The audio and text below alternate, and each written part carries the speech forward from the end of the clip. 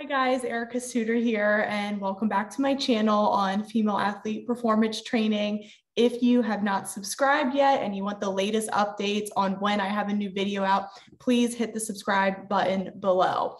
The most recent question I have been getting has been around in-season programming and how much is too much, and will athletes even be able to squeak in time for strength and speed training. So first things first, I want to say I totally understand that the schedule can be a little bit crazy. Some girls are practicing 4 to 5 times a week and some have 2 games on the weekend. And I would say for a growing female athlete, this is absolutely too much, especially if she does not have any strength training under her belt. So her muscles need to be able to handle those demands.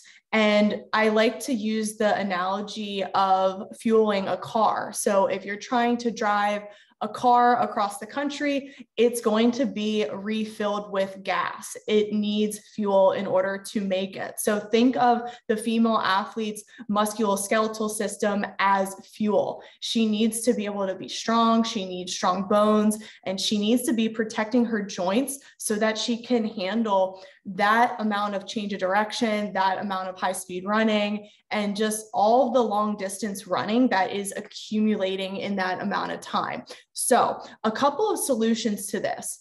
The first one, and not a lot of you are going to want to hear this, something has to give. So if you have a young girl who doesn't take any days off from her team sport, I would recommend cutting back and making sure she has a full day off.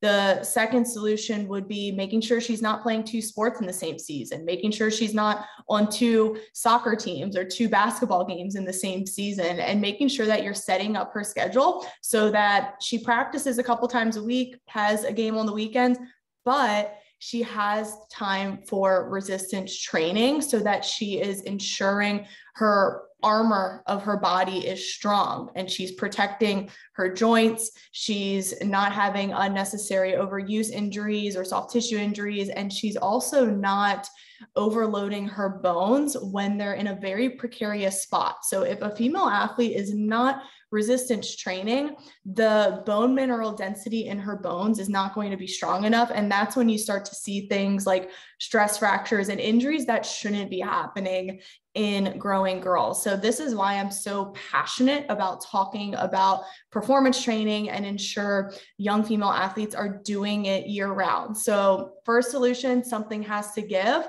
You need to cut back in your schedule and do what's best for your daughter. I'm going to link a bunch of articles below in the description, as well as my book that goes into the literature and the science of all this. So please check it out. And the second solution is just adding in that non-negotiable year-round strength training.